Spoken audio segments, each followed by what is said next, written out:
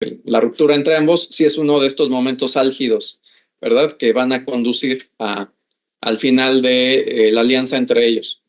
Entonces, pues estamos aquí el maestro Pedro Celis y un servidor, Edwin Álvarez, investigador de este museo. Ambos nos especializamos en temas de historia militar y pues ahorita vamos a buscar reconstruir un poco este proceso de distanciamiento entre los dos personajes, procurando evitar una perspectiva pues de tendencia, ¿verdad? De tendencia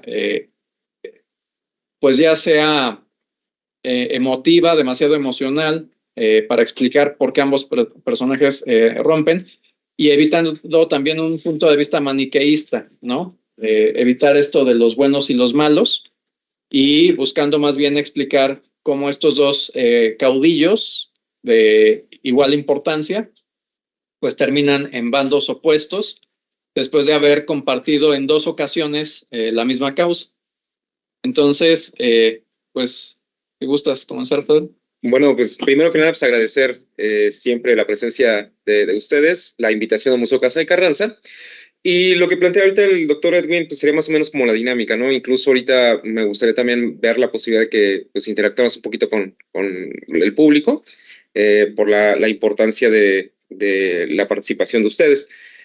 Y pensando un poco un inicio en estos dos personajes, ¿no? Yo recuerdo mucho cuando se planteaba en algunos de los seguidores de Carranza, por ahí hacía una afirmación, decía, a Carranza o te cae muy bien o lo odias. Es como esta dualidad muy concreta, ¿no? Entonces, y ahí está parte de esta afectividad que viene, ¿no? El caso de Villa no se diga, es uno de los personajes que hasta hoy en día pues, sigue siendo este gran ícono de las luchas sociales, ¿no? Entonces, sí hay mucha parte afectiva hacia los dos personajes, y la intención sería eso, hablar un poquito de este tema que el título nos dice, Villa contra Carranza, la conversación que cambió el rumbo de la revolución. Y ahí es donde yo quisiera ir empezando en tema sobre este punto, ¿no? Nosotros que nos dedicamos a términos de historia militar, ponemos ya mucho en duda esta idea de las batallas decisivas, ¿no? Al final terminaremos un poquito hablando tal vez de Zacatecas y de las implicaciones que eso tiene. Pero pensemos también en términos interpretativos. Por ejemplo, yo muchas veces lo he dicho, sabemos cuándo empieza la Revolución Mexicana, ¿no? El 20 de noviembre a las 6 de la tarde está convocándose a la revolución. Y como historiadores uno piensa, bueno, pues el 20 de noviembre a las 6 de la tarde. Pero en algún momento yo tomé una clase en la universidad con el doctor Martínez Assad y él decía, bueno, ¿y qué tal si la revolución había empezado desde antes, no? Todos los movimientos. Entonces, como historiadores siempre somos muy dados a marcar un inicio. Lo que tenemos como gran conflicto es ¿y cuándo termina la revolución mexicana, no? Para algunos termina en 17, para otros termina en 20, para otros termina en 24, para otros en 36. Pero empecemos un poquito por ahí, Edwin.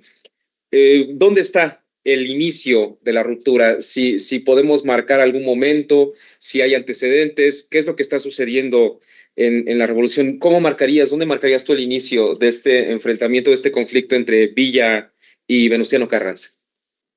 Bueno, yo consideraría que el primer enfrentamiento tiene que ver con Manuel Chao, con la figura de Manuel Chao, ¿no? También para entender lo que sucede allí, es importante recordar cómo se va dando el movimiento constitucionalista, ¿no? Desde febrero, desde el 19 de febrero, en que Madero todavía está vivo, Carranza, al recibir el telegrama de Victoriano Huerta, informando que ha tomado el poder con autorización del Senado, pues Carranza le responde diciéndole que no lo reconoce, que el Senado no puede destituir presidentes, y le presenta el telegrama al Congreso Local de Coahuila y recibe autorización de este Congreso, con el decreto 1421, de tomar las armas contra Huerta.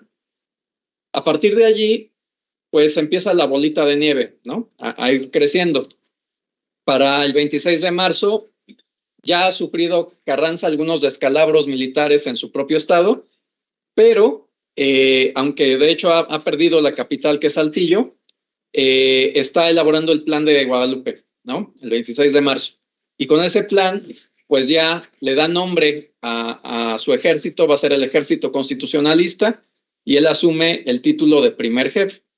Y poco a poco va a empezar a recibir adhesiones, ¿no? La más importante pues va a ser la de Sonora, con Ignacio Luis Pesqueira, que sustituye a José María Maytorena. También va a recibir adhesiones en Durango. Y lo interesante es que en este momento temprano, Villa no está en México, porque como sabemos, durante la campaña contra Pascual Orozco de 1912, Huerta lo quiso fusilar, los Madero le salvan la vida, lo mandan preso a Tlatelolco, de allí se fuga y se va al exilio. Entonces, cuando estalla el movimiento constitucionalista, Villa no está en México. En Chihuahua se organiza la lucha revolucionaria y pues van a estar personajes como Orestes Pereira, Manuel Chao, Tomás Urbina, dirigiendo la lucha, y se van a adherir en un primer momento a Carranza. Después, ya avanzado el año 1913, va a llegar Villa y todos van a reconocerlo como el líder del movimiento en Chihuahua, se le van a unir y se va a conformar lo que conocemos como la División del Norte. Ahora bien, Carranza, cuando atraviesa por Durango, luego Chihuahua y llega a Sonora, empieza ahora sí a organizar realmente la revolución constitucionalista. Es cuando nombra a Pablo González general en jefe del Cuerpo de Ejército del Noreste, a Álvaro Obregón general en jefe del Cuerpo de Ejército del Noroeste, a Cándido Aguilar en el Cuerpo de Ejército de Oriente, y a Villa pues le va a dar el mando del norte, ¿verdad? En teoría debería de haber sido Cuerpo de Ejército del Norte, lo conocemos con el nombre de División del Norte, pero cuando Carranza, después de estar en Sonora, se mueve hacia Chihuahua, toma una decisión que es la de darle el mando político allí a Manuel Chao, ¿verdad? A uno de estos líderes que habían estado allí organizando en la ausencia de Villa. Y pues estando todavía Carranza en Chihuahua, va a ocurrir un primer enfrentamiento que pues muchos libros no refieren cuál sea la causa específica por la cual hubo ahí un diferendo entre Villa y Chao. El chiste es que Villa toma la decisión muy abrupta de ordenar que lo fusilen, ¿verdad? Al gobernador que acaba de nombrar Carranza. Carranza se entera a tiempo e impide el fusilamiento. Entonces aquí ya va a haber un primer momento de desconcierto por parte de Carranza, ¿verdad? Al ver lo arrebatado que es este personaje de Villa. Y ya de allí, pues van a empezar a ocurrir otros incidentes que van a llevar al distanciamiento entre ambos. Carranza ya sigue avanzando hacia otras zonas del país, finalmente va a regresar un tiempo a Coahuila cuando Saltillo se ha recuperado, y ahora un segundo incidente va a tener que ver con la muerte de un ciudadano británico, ¿no? Que es William Benton. Según algunos testimonios, William Benton, que era minero y hacendado, se presenta en el cuartel de Villa y le reclama que su gente le ha robado su ganado. Y aunque muchas versiones han manejado que fue Rodolfo Fierro quien lo mató porque estaba nervioso y se iba a sacar su pañuelo, y Fierro fue muy rápido al sacar el revólver pensando que le iban a disparar. Testimonios refieren que no, que en realidad es Villa quien está en su oficina, llega Benton a hacerle el reclamo, a Villa no le gusta, saca el revólver y lo mata, y lo entierran, lo sepultan en el patio de una casa, y ya después ordena a Villa que exhumen el cuerpo y que le hagan un juicio sumario y lo fusilen, ¿no? Y el que supervisa el fusilamiento, pues ahora sí es Rodolfo Fierro, ¿no? Entonces, por eso se le atribuye a Fierro este crimen. Y claro, esto que va a suscitar la protesta del gobierno británico, ¿no? Una protesta diplomática. Entonces, nuevamente Carranza tiene aquí un segundo motivo de estar disgustado, ¿no? Porque primero le quieren fusilar al gobernador que nombró y ahora, pues, viene esta protesta diplomática.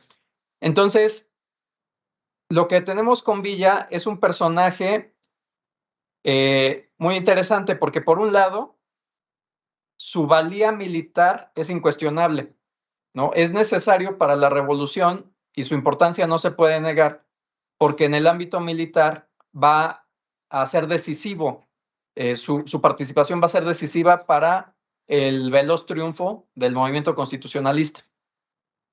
Pero, al mismo tiempo, es un individuo que desde el punto de vista político es muy peligroso, ¿no? Porque así como es un guerrero habilidoso, pues es como un arma de doble filo, ¿no?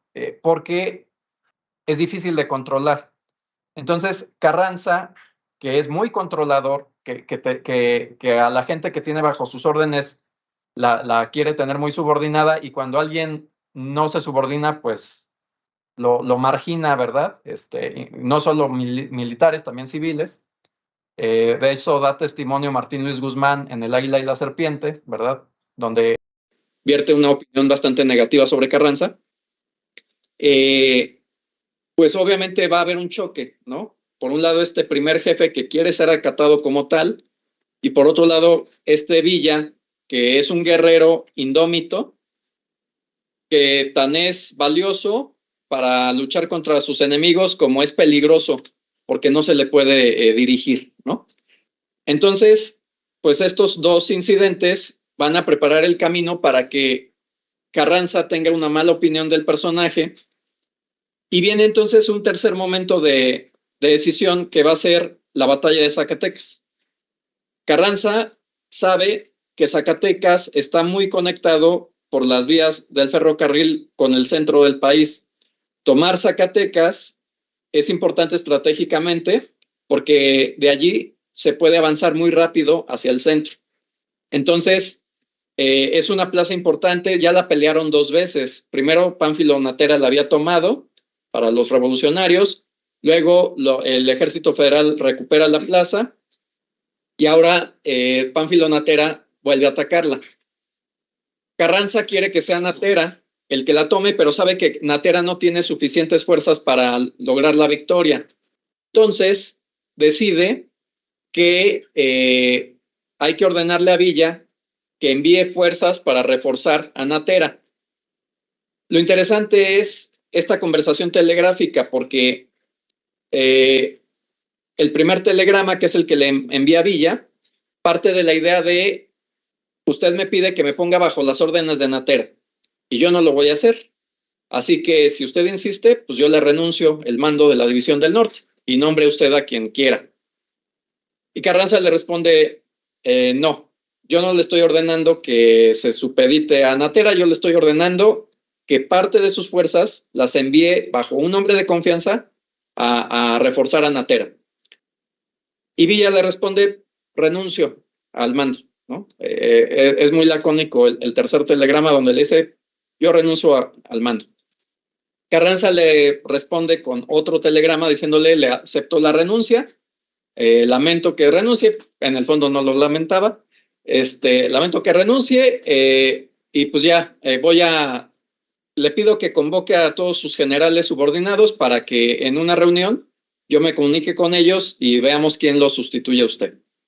Y en efecto, sí se convoca a los generales, pero estos generales pues son fieles a Villa, entablan comunicación directa con Carranza y le dicen: oiga, no se preocupe, es que esto es un malentendido, no le acepte usted la renuncia al general Villa, hagamos de cuenta que no pasó nada. Carranza les dice: no, yo sí se la acepto, y vean quién de ustedes lo va a sustituir. Vuelven a responderle: no, mire, ya calmamos al general, vamos a operar bajo su mando y usted pierda cuidado. Y ahí queda la conversación. ¿Y qué es lo que sucede? Que finalmente Villa avanza con su División del Norte contra Zacatecas. Pánfilo Natera, que es muy respetuoso de Villa, se le va a subordinar. Y esto es muy interesante porque uno pensaría que tanto Natera como Chao tendrían causas o razones para estar del lado de Carranza. y sin embargo terminan del lado de Villa, porque después cuando rompan definitivamente, Chao va a ser villista, ¿no? Y Natera también. Entonces, es muy paradójico el encanto que ejerce la personalidad de este general, ¿no? Sobre otros personajes que los logra cooptar habiéndolos amenazado de muerte o quitándoles el mando, ¿no?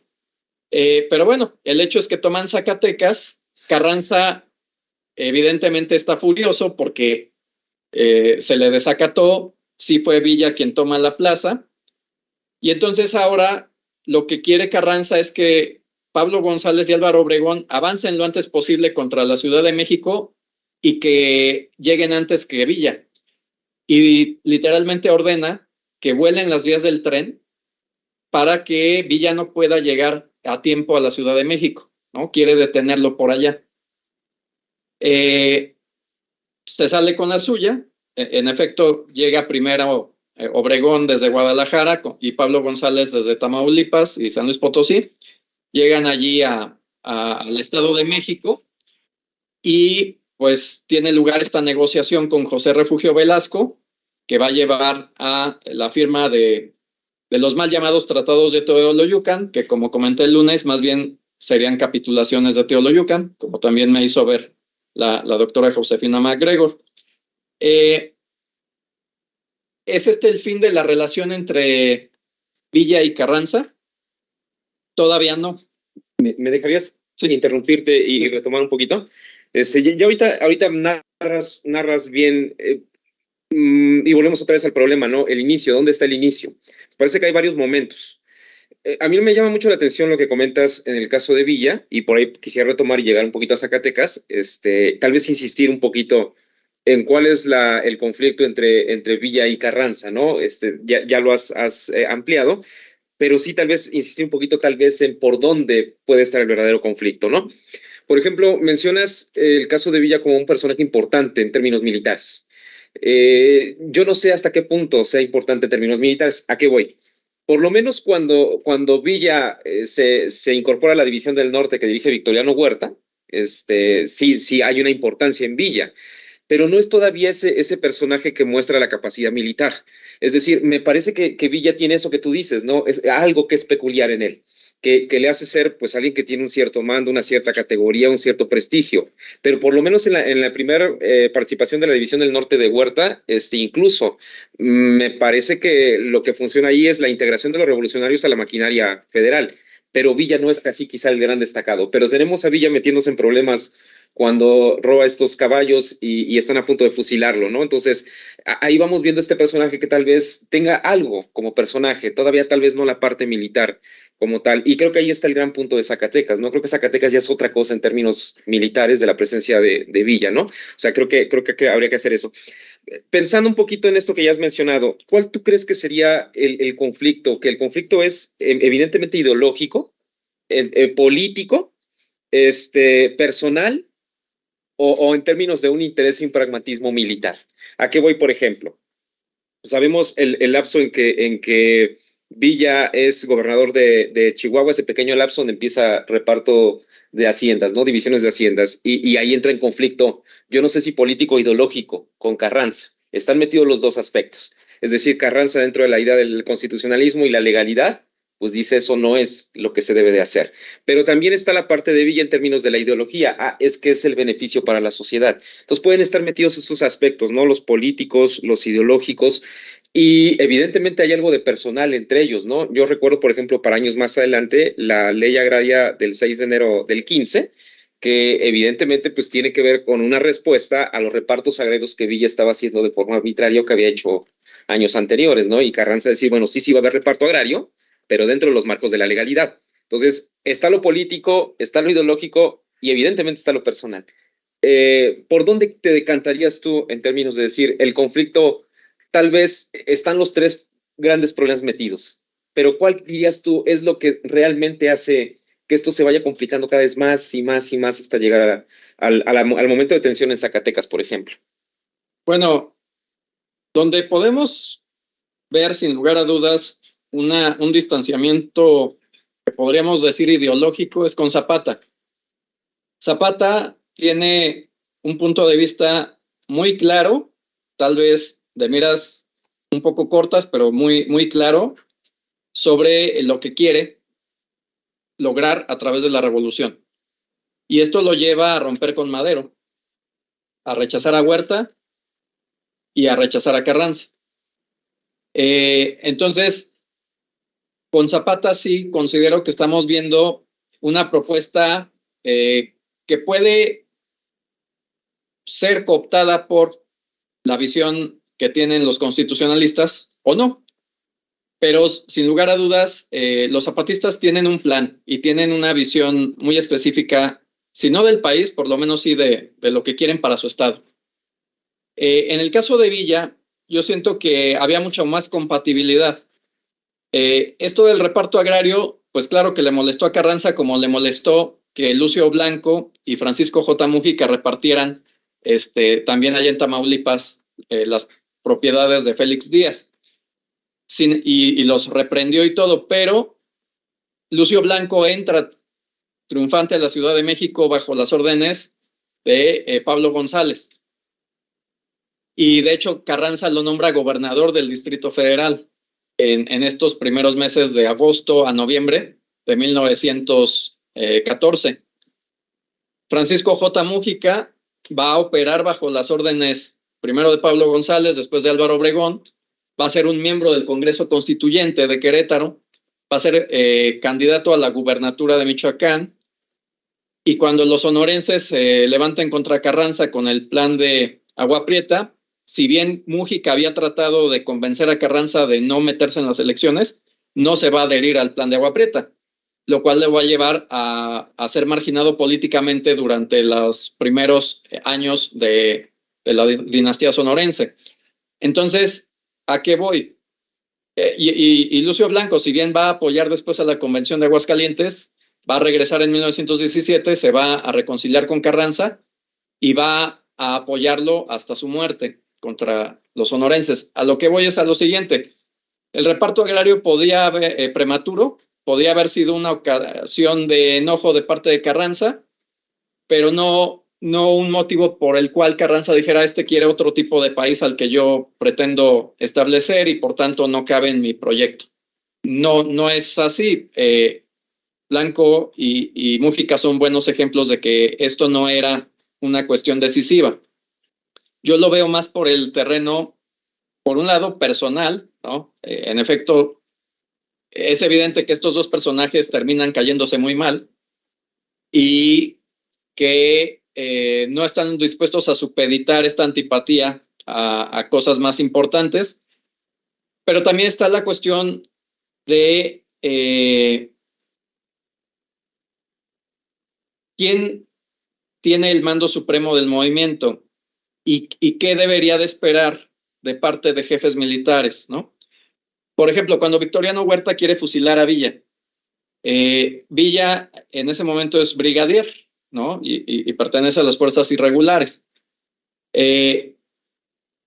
Más allá de la falta que implicó, la falta de disciplina que implica este abigeo que comete, Huerta espera de él una disciplina militar, ¿no? Y este primer incidente nos demuestra, pues, cómo es Villa. O sea, Carranza no fue el primer jefe con el que se enojó, ¿no? Con el que tuvo problemas por desobediente. Entonces, Villa es un caudillo y creo que debe ser entendido como lo que es, ¿no? Es como muchos revolucionarios, es un civil, pero no es cualquier civil, ¿verdad? Es un civil con un antecedente social y personal que lo llevan a convertirse más que en un militar, en un guerrero, ¿no? Villa no es alguien que pueda caber dentro de un ejército convencional, disciplinado y estructurado. Villa es más un caudillo, ¿no? Un jefe militar. Hay una palabra en inglés, chieftain, ¿no? Es más esto,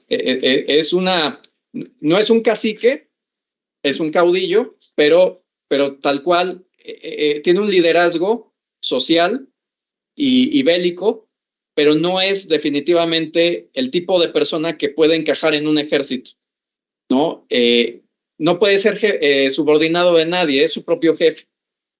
Entonces, pues es obvio que eventualmente tenía que haber un rompimiento con alguien que sí quiere establecer una estructura jerárquica dentro de un ejército que después se va a institucionalizar como Ejército Nacional y que, pues con toda razón espera un acatamiento, ¿no? Fuera de los villistas, el resto de los constitucionalistas respetan mucho a Carranza. O sea, incluso el propio Obregón, hasta antes del rompimiento por las elecciones presidenciales de 1920, es muy respetuoso de Carranza. Pablo González igual. Entonces, todos los demás entienden que si forman parte de un ejército, pues tienen que cumplir con una disciplina, ¿no? Un sometimiento a la autoridad, que en este caso representa a Carranza. Pero tenemos este personaje que, como también dicen los anglosajones, esta expresión de bigger than life, ¿no? de alguien que sobrepasa los esquemas, y larger than life, ¿no? Y pues este personaje no va a caber nunca, ¿no? En esa estructura. Entonces sí creo que tiene que ver, más que con una cuestión ideológica, con una cuestión de índole personal, ¿no? El rompimiento de estos dos. Es bien interesante lo que planteas. Por ahí en algún momento yo recuerdo estas figuras militares, ¿no? O sea, es como poner, por ejemplo, a un Aquiles, que la idea te habla del gran personaje hecho para la guerra, ¿no? Y cuando uno pondría un Aquiles en un ejército contemporáneo, diría, Aquiles no funciona en el ejército contemporáneo. Es insubordinado, no obedece a nadie, hace lo que él quiere, pero es la figura del personaje, ¿no? El personaje, el guerrero. Entonces, me parece bien interesante estos comentarios que haces, y eso es lo que me llevaría a regresar otra vez a Zacatecas, porque me parece que en esta concepción de Villa como este guerrero, como este luchador social con esos antecedentes que tiene, pensemos también en la parte, y por eso el comentario me pareció muy acertado que hacías al principio, de ver la revolución no tanto con lo sentimental o lo romántico. Hasta hoy en día, después de 100 años, seguimos teniendo la idea de que la batalla de Zacatecas es el momento culminante de la derrota del ejército federal. Y ahí es donde uno dice, bueno, sí, en este país no existe historia militar, no se hace formalmente historia militar. Y el hecho de hacer historia militar no es que uno sea partidario de lo bélico, sino una perspectiva de análisis. Solo, por ejemplo, por poner un ejemplo, lo que comentabas hace un momento, las divisiones, los cuerpos de ejército, el cuerpo de ejército del noreste, son cuerpos de ejército, porque en términos militares, las grandes unidades son las divisiones. Cuando dos o más divisiones se juntan, crean un cuerpo de ejército. Cuando dos o más cuerpos de ejército se juntan, forman un ejército. O sea, hay categorías. No es que se escuche bonito. Y aquí la duda sería precisamente, en efecto, ¿por qué a Villa nunca se le dio la categoría de cuerpo de ejército del norte? Siempre se le mantuvo en categoría de división. Entonces, hasta en eso podría uno especular en términos de las posibilidades de por qué del reconocimiento o no. Pero eso es la parte metodológica que te puede dar el estudio de la historia militar, ¿no? Pensemos en Zacatecas. Lo que nos dicen de Zacatecas, ya nos narrabas un poquito el caso de Zacatecas. Pánfilo Natera, que es al que se le encomienda tomar Zacatecas, hace un primer avance, no puede lograr la toma de Zacatecas. Viene la orden de que Villa proporcione 5,000 efectivos para reforzar a Natera, y lo que decide Villa es ir con la división del norte hacia Zacatecas, ¿no? Y el resultado, ¿cuál es? Pues la victoria del lado villista. Y tradicionalmente, incluso yo recuerdo que hasta las generaciones, tal vez nuestras generaciones, yo me acuerdo cuando salíamos de la primaria los viernes, después de la ceremonia, y nos ponían la marcha de Zacatecas, ¿no? Entonces era algo así como representativo hasta en los niños, como el festejo de algo. No sabía exactamente de qué, pero te quedaba grabada la idea de Zacatecas, ¿no? Yo creo que es algo que se ha perdido en términos de la significación, y me parece bien que se pierda la significación para el hecho de revalorar otra vez Zacatecas, ¿no? Es decir, ¿qué fue Zacatecas? Y las ideas son un poquito lo que comentabas de la sesión que tuvieron el lunes sobre las capitulaciones de Tenochtitlan, donde lo que siempre nos llega a la mente es Zacatecas, ¿qué fue? La derrota del Ejército Federal. Y uno ve los números y dice, a ver, espérame tantito, algo pasó allí que no nos dice exactamente si Zacatecas es lo que nos han dicho que es. Es decir, en Zacatecas se habla de 8,000 a 10,000 federales. Ahí incluso dicen, era lo mejor que tenía el Ejército Federal. ¿Cómo mides qué es lo mejor? ¿A qué te refieres con qué era lo mejor? Primer poner en duda, ¿no? Después, se derrota Zacatecas y con eso ya está abierta la puerta a la Ciudad de México. Pues no exactamente. Y hablábamos un poquito hace rato, la victoria que obtiene Obregón poco después de Zacatecas es la que junto con Zacatecas hacen que el presidente Huerta tome una decisión. Pero incluso cuando Refugio Velasco está al frente del ejército, hay gente que le dice, resistamos en la Ciudad de México, tenemos 20,000 hombres aquí, en la ciudad, en Zacatecas eran 10,000, 20,000 en la ciudad, y todavía hay quien dice, y si juntamos y traemos la gente que está afuera, podemos concentrar 40,000 hombres en la ciudad. Y entonces a uno no le queda claro cómo Zacatecas pasa a ser, así como el momento decisivo de la derrota, si los federales hubieran querido, y eso hubiera sido sanguinario quizá, pero si hubieran querido, hubieran podido aguantar. Claro, hay dificultades en las que yo creo que no había forma de que el huertismo sobreviviera, ¿no? Los bloqueos norteamericanos, los avances del sur de los zapatistas, la desunión del propio Ejército Federal, pero creo que es ahí donde toma sentido el valor de Zacatecas, no tanto en el aspecto al 100% militar, que es una victoria contundente, importante, sí lo es. Pero creo que la batalla de Zacatecas, desde mi punto de vista, significa más que la derrota de los federales, significa el momento en que Villa se le para enfrente a Carranza y le dice, mira, tengo operativamente un ejército y te estoy demostrando lo que puedo hacer con él. Más que la derrota de los federales, yo creo que ahí es un pararse ya el tú por tú con Carranza en términos operativos y decir, más aún, todo esto que decías de los telegramas, ¿no? Y esto cómo se le remiten a Villa diciendo, no, nosotros estamos con usted, como la figura del guerrero, como la figura del líder militar, no como el que va a ser presidente, el que va a cambiar el país, el que tiene un proyecto social, sino usted como personaje y estamos con usted, ¿no? Entonces, ¿qué piensas de Zacatecas desde este planteamiento? Me parece que más que el triunfo o la derrota federal, representa ya un conflicto en otro nivel entre Carranza y Villa. No sé qué piensas tú, Ed. Bueno, es que obviamente tiene un doble significado histórico, ¿verdad? O sea, es innegable la parte del Ejército Federal. Pero en efecto, desde el punto de vista de los constitucionalistas, va a implicar que la decisión se vuelva inevitable. Antes de entrar a eso, la importancia de Zacatecas para los federales, como bien señalas, en términos reales, no es una batalla decisiva.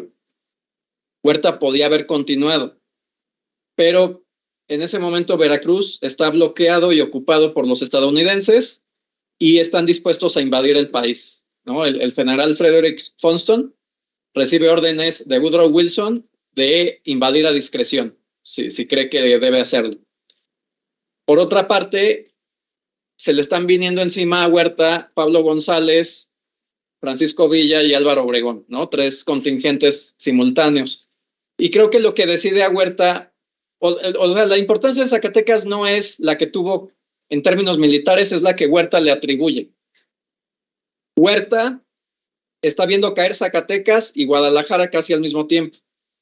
Entonces, Huerta es el que dice, me rindo, no voy a continuar, ¿no? Casi un mes después, ya no hay más acciones importantes después de esas dos, y al mes de estos sucesos, Huerta presenta su renuncia y se va al exilio, por donde puede salir del país, ¿no? Entonces, no es la derrota del Ejército Federal, no, porque esto sucede en junio, la batalla de Zacatecas y la toma de Guadalajara, julio la dimisión de Huerta, y es en agosto cuando se rinde la Ciudad de México. Entonces, el Ejército Federal allí sigue, simplemente es Huerta el que decidió rendirse y huir, pero les deja el paquete al Ejército Federal y a Francisco Carvajal. Entonces, pues ya el Ejército Federal tiene que enfrentar la decisión de si va a combatir por alguien que ya se fue, que ya no está, o si se rinden, ¿no? Que es lo que terminan haciendo.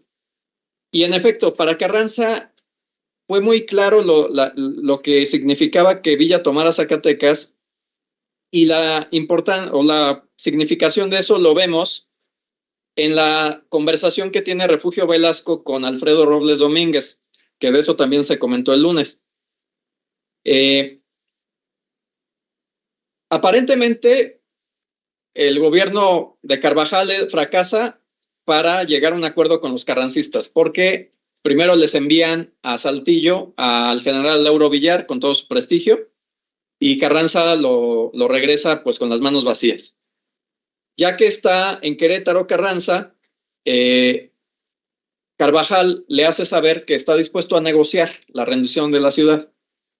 Y Carranza le dice, yo le voy a aplicar a usted y a su gabinete el decreto del 25 de enero de 1862 de Benito Juárez. O sea que en cuanto lo capture lo voy a fusilar, sin juicio. Carvajal entra en pánico, renuncia esa noche al gobierno y le deja pues la dirección de la ciudad a Velasco. Y ahora sí Carranza, ya hablando en serio, le envía a Alfredo Robles Domínguez como negociador. Y Alfredo Robles Domínguez, una de las cosas que le plantea a Velasco para convencerlo de que no se resistan es, si usted nos derrota a nosotros, va a llegar Villa y los va a rematar a ustedes. Y viceversa, si nosotros los derrotamos a ustedes, va a venir Villa, nos va a encontrar débiles y nos va a rematar. ¿Qué le está planteando a Velasco? Usted no quiere que Villa tome la Ciudad de México. Usted no quiere que Villa sea el ganador de esta guerra civil. Velasco no le responde en términos de ¿y cuál es el problema con Villa? Velasco le responde en términos de no, sí tenemos suficientes fuerzas y los vamos a derrotar a ustedes y a Villa.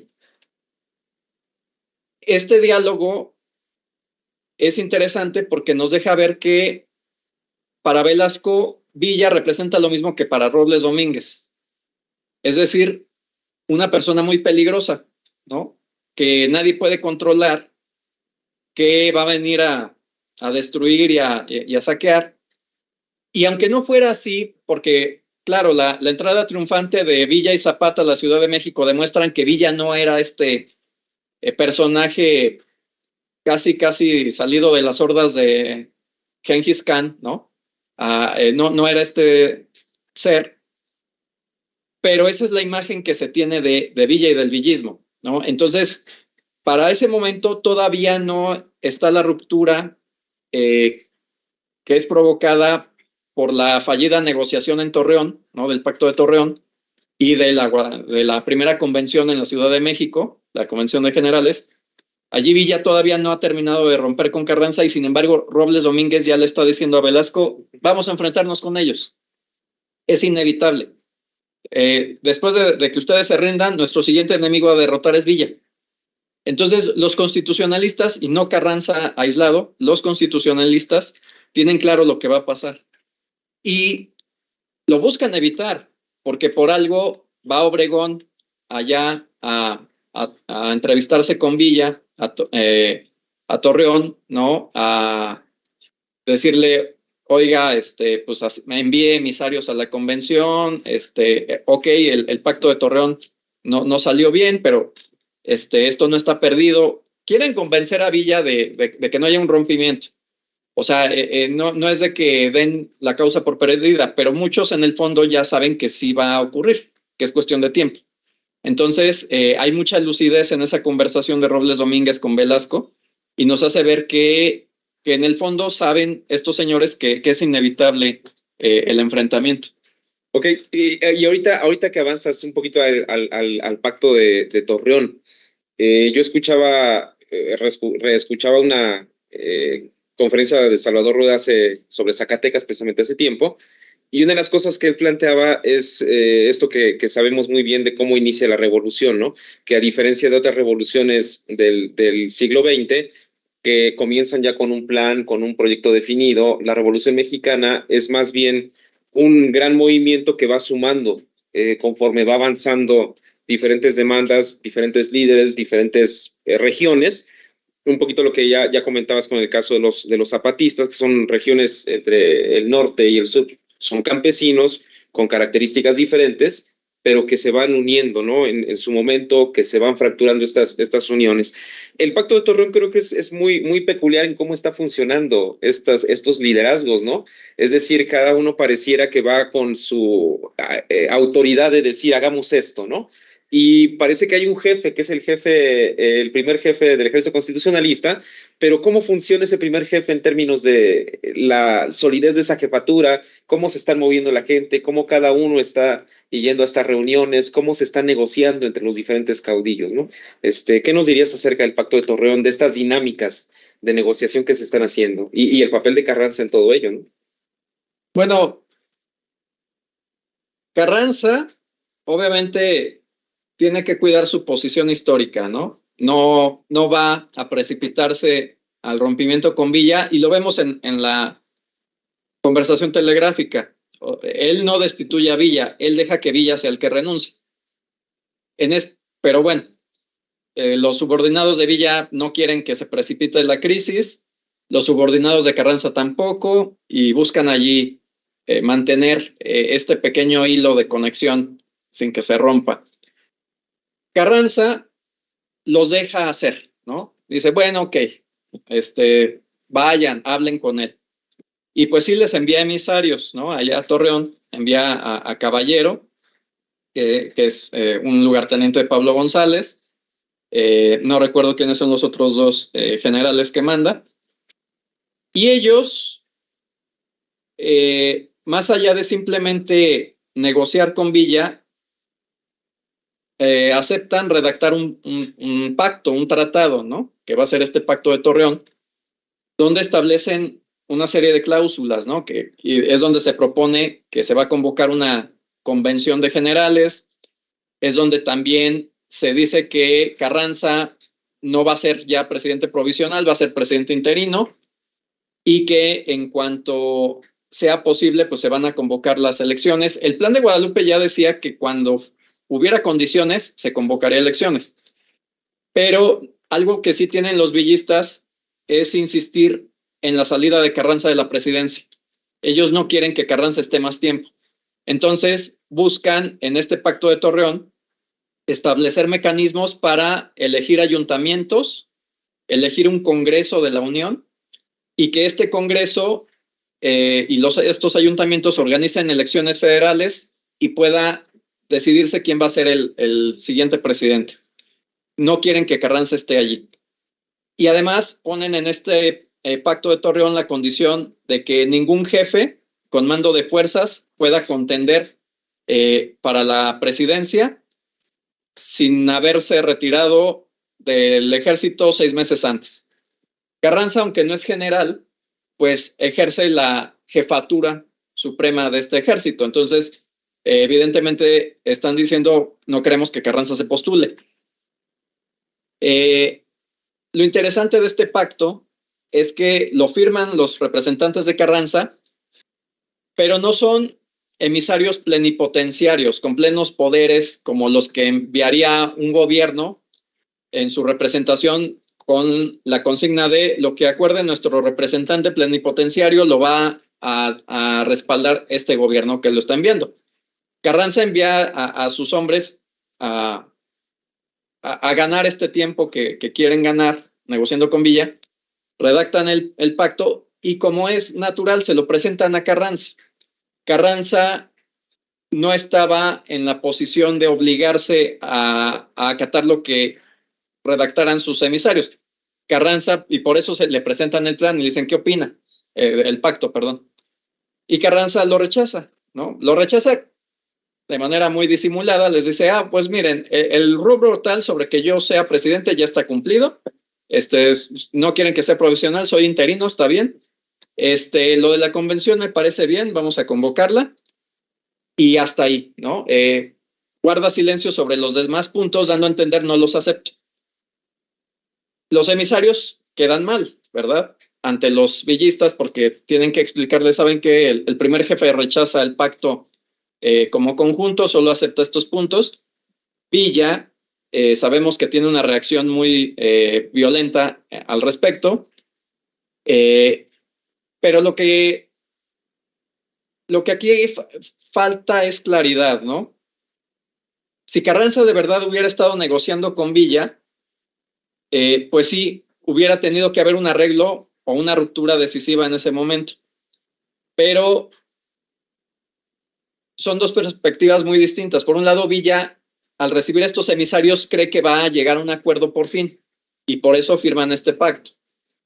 Y cuando Carranza lo rechaza, pues se siente muy frustrado porque dice, bueno, entonces, ¿para qué vinieron, no? ¿Qué querían? ¿Qué buscaban? Carranza, por su lado, no está enviando esos representantes para acordar un arreglo real con Villa. En realidad, solo lo que quiere es darles por su lado a su propia gente para que no lo acusen de que no hizo lo último, hasta lo último, por evitar que Villa se escindiera.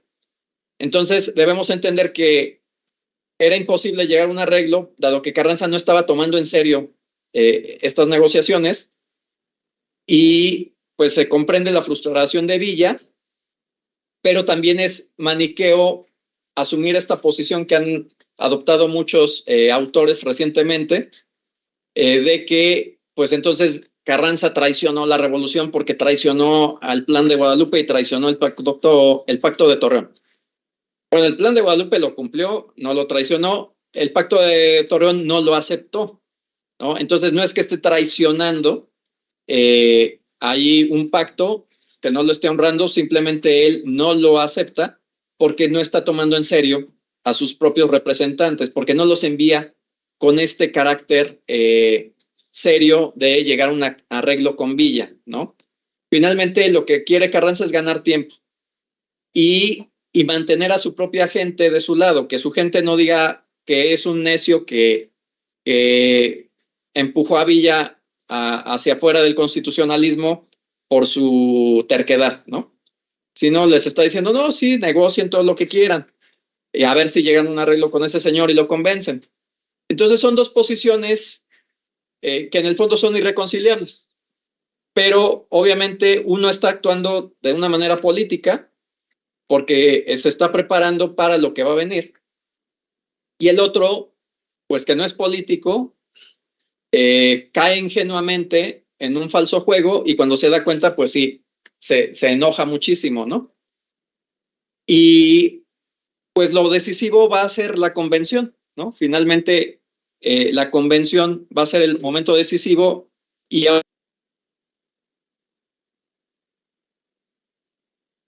convenciones. La de la Ciudad de México, que es la primera, la que convoca a Carranza, a la cual Villa no quiere concurrir con todos sus representantes. Sí llegan algunos, pero pues él no está muy de acuerdo. Zapata ni siquiera envía un solo representante, ¿no? Y como los organizadores de esta convención, Eduardo Hey, Álvaro Obregón, Antonio y Villarreal, no quieren que fracase esta convención, pues le piden a Carranza autorización para moverse a Aguascalientes, a un terreno neutral. Ahí levantan la segunda convención. Ahora sí se presentan Villa y Zapata, bueno, sus representantes, y es cuando viene la ruptura definitiva, ¿no? Porque la convención decide destituir a Carranza como presidente y mantener a Villa en el mando de la División del Norte. Curiosamente, Villa había propuesto, bueno, que renunciemos los dos a nuestros respectivos cargos, o hasta que nos encerremos en un cuarto y los dos nos peguemos un tiro y ya esto se acaba. La convención decide que no, que Villa está bien al mando de la División del Norte, pero esta mayoría villista zapatista, pues sí, desde luego que destituyen a Carranza, y entonces viene ahora sí la ruptura, ¿no? Porque ya ahora sí es la guerra contra Carranza. Carranza no va a aceptar esta decisión, y lo interesante es cómo reacciona su propia gente.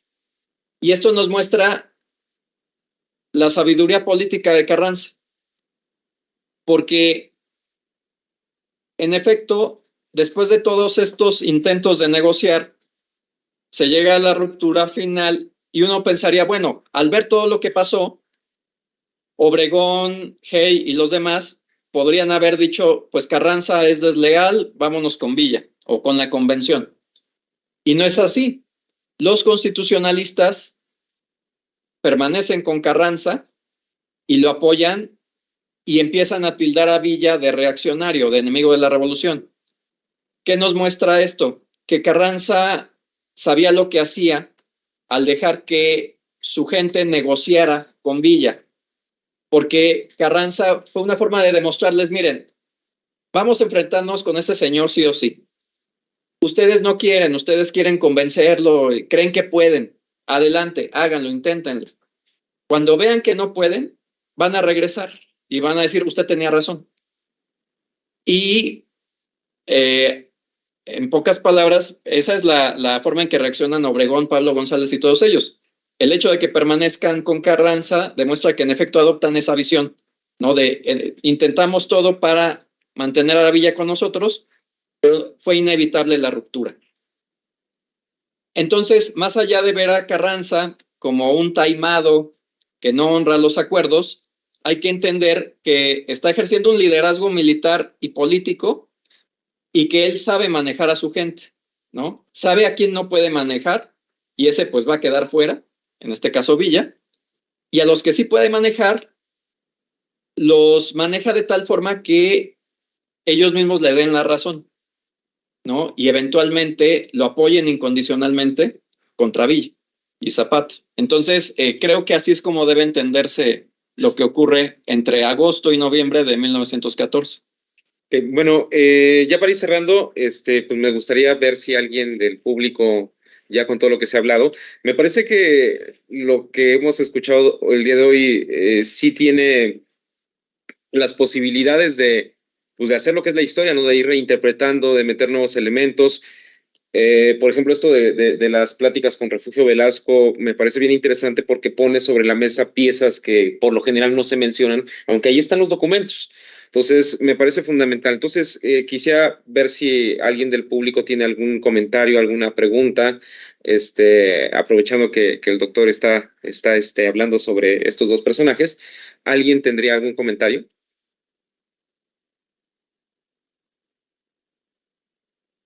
Quiero felicitarlos. Muy buena ponencia. Correctamente histórica. Los felicito. Bueno, pues muchas gracias. Y de hecho la intención es esto, ¿no? Es lo que decíamos al principio, quitarle un poquito la parte de las querencias. Digo, todos tenemos cierta afinidad con personajes, como historiadores lo tenemos, pero creo que a veces eso también nos hace perder dimensión de las valoraciones, ¿no? Entonces, la intención siempre es escuchar nuevas posturas y a partir de ahí no decir si son correctas o no, sino revalorar, reinterpretar y complejizar más los procesos históricos y evidentemente a los personajes, ¿no? Entonces, ¿qué pondrías tú para hacer un cierre, Edwin, sobre este conflicto Villa contra Carranza? ¿Qué dirías como un cierre en términos generales? Pues la Revolución Mexicana, al igual que otras revoluciones, que otras guerras civiles, pues fue muy compleja, ¿verdad? A veces tendemos a ver estos movimientos de manera muy sencilla, como que, bueno, había un tirano o un régimen tiránico, el pueblo se levantó contra él y lo derribó. Pero si analizamos cualquier revolución importante de las que ocurrieron en el siglo XX, veremos que ninguna fue así de sencilla, ¿no? Pensemos, por ejemplo, en la Revolución Rusa, pues tuvo dos etapas, porque los primeros que derriban al zar son los mencheviques, pero después, con ayuda del Kaiser Guillermo II, llegan los bolcheviques, porque los mencheviques querían continuar la guerra, la intervención en la Primera Guerra Mundial, el Kaiser quiere que Rusia se rinda. Entonces dice, les mando a Lenin y a ver cómo le hacen. Y en efecto los bolcheviques, después de derrotar a los mencheviques, firman la paz con Alemania. Entonces ahí hablamos de dos etapas y hablaríamos de una tercera con la desaparición de Lenin y la subida al poder de Stalin, ¿no? La Revolución China igual. Tiene una primera etapa donde la guerra es contra el emperador Pu Yi, este emperador niño. Sun Yat-sen es el líder, ¿no? Este civil, que igual que Carranza se viste de militar para dirigir a la revolución, pero Sun Yat-sen no puede derrocar al régimen. Tiene que negociar con una especie de Huerta, ¿no? Que es Yuan Shikai, y Yuan Shikai le dice, yo dirijo el ejército imperial, voy a entregarte al emperador, pero yo voy a ser el presidente, no tú. Y Sun Yat-sen hace este pacto político y acepta y dice, está bien, yo no voy a ser ya el presidente, vas a ser tú, pero derroquemos este régimen imperial. Y digo Huerta porque después Yuan Shikai se va a autoproclamar emperador, ¿no? Entonces van a regresar a lo mismo y va a venir una etapa de guerra civil en la que va a haber muchos caudillos, de los cuales va a surgir Chiang Kai-shek como el gran continuador de Sun Yat-sen, pero en lugar de poder establecer su propio régimen nacionalista, la invasión japonesa en la Segunda Guerra Mundial lo va a debilitar, le va a ser necesaria la alianza con los comunistas de Mao Zedong y al final Mao Zedong va a ser el que se quede con el triunfo, ¿no? Entonces, estas revoluciones son así, son complejas, no hay héroes ni villanos, ¿verdad? Porque quien considera a Mao héroe diría que Chiang Kai-shek es un villano, pero pues no puede ser un villano si es el continuador de la obra de Sun Yat-sen. De la misma forma, ¿era un villano el príncipe Kerensky, que es el líder de los mencheviques? Pues no, ¿verdad? Pero es el enemigo de Lenin. Quien apoya a Lenin diría, Kerensky no era un genuino revolucionario. Entonces, así son estas revoluciones, ¿no? Generan muchas facciones, al final una triunfa, pero pues no debemos de demonizar a ninguna, porque al final las guerras civiles mismas pueden ser terribles, son muy destructivas, generan mucha violencia y sufrimiento, pero pues tienen una buena causa, ¿no? Que es liberar al pueblo de alguna forma de opresión, sea económica, política o todas al mismo tiempo. Y pues lo que debemos hacer es entender, ¿verdad?, a estos personajes, por qué actuaron como actuaron, y eso nos va a permitir comprender mejor nuestro pasado y asimilarlo, ¿no? Aceptarlo. Como decía José Vasconcelos, que no me agrada mucho, pero no José Vasconcelos, perdón, Octavio Paz, en El laberinto de la soledad, pues hablaba de esta falta de aceptación de nuestro pasado, ¿no? Al rechazar al pasado español y aceptar solo al pasado indígena, derrotado y humillado, y seguir viendo a la parte española como la humilladora y sometedora. Y entonces, pues somos seres incompletos, ¿no? Que en lugar de aceptar que venimos de dos lados, pues solo vemos a uno como enemigo y entonces pues estamos rechazando al padre, ¿no? Decía él, la madre es la indígena, el padre es el español, y si rechazamos al padre, pues nos vemos como hijos bastardos, fruto de una violación, ¿no? Básicamente es lo que decía en El laberinto de la soledad. Entonces, en efecto, ¿no? Un pueblo necesita entender su pasado, aceptarlo, asimilarlo, y entonces, pues psicológicamente vamos a ser más sanos, ¿no? Que insistir en ver la historia en blanco y negro, en buenos y malos, porque esto va a fortalecer a un Estado, sí, cuando un Estado surge de una ideología, pues va a fomentar esta visión nacionalista y lo que sea, pero al final va a generarse allí un conflicto interno, ¿no? Individualmente o colectivamente.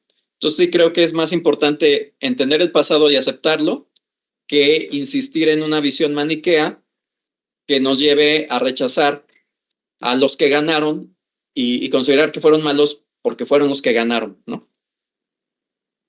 Bueno, pues muchísimas gracias, Edwin, por esta última reflexión. En último caso, creo que es la intención siempre del historiador profesional, ¿no? Y ahorita que veo las dos imágenes de Villa y Carranza, es evidente que alguien pues dirá, pues, yo por Villa, yo por Carranza. Es inevitable ver las imágenes y tener sus querencias hacia uno y hacia otro, ¿no? Muchísimas gracias al Museo Casa de Carranza por estos espacios. Muchísimas gracias a ustedes por asistir a esta conversación sobre titulada Villa contra Carranza, la conversación que cambió el rumbo de la Revolución Mexicana. El Museo Casa de Carranza los invitará a otros eventos posteriores, siempre con esta agenda muy llena que tiene el museo. Y pues muchísimas gracias a todos por su participación y por su atención. Gracias, doctor. Gracias.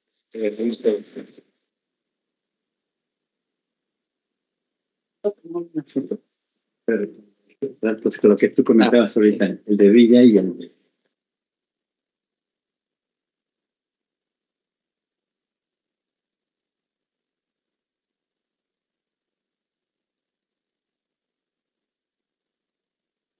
¿Qué vas a sacar?